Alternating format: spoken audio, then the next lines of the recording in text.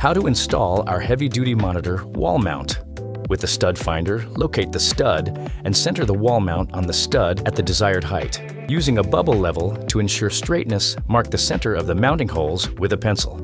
Use a 3/16 inch drill bit and drill on the marked locations to a depth of 2.2 inches. Secure the wall mount to the wall using the lag screws and washers. Tighten the screws until secure. Concrete or brick mounting option.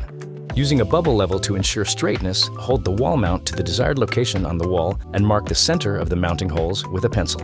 Use a 3/8 inch drill bit and drill on the marked locations to a depth of 2.4 inches. Clear any dust and debris from the holes and insert the concrete anchors. Secure the wall plate to the wall using lag screws and washers. Tighten the screws until secure. Place the decorative covers onto the mount to cover the heads of the lag screws.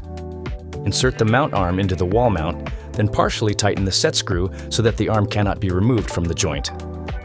Insert the spring arm into the arm joint, then partially tighten the set screw so that the arm cannot be removed from the joint.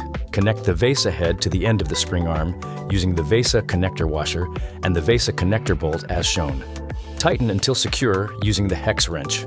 Remove the thumb screw from the back of the VESA head, pull the bottom of the VESA plate on the front away, then up to remove it. Select the appropriate size mounting bolt for your monitor mounting holes and verify the length of the VESA bolt is not too long. Install the VESA plate onto the back of the monitor using the selected bolts and washers and ensure that the arrow on the plate is pointing up to the top of the monitor. Hang the monitor on the end of the VESA head by hooking the top of the plate back onto the end of the arm and then lower it down into position. Reinstall the thumb screw to secure it in place.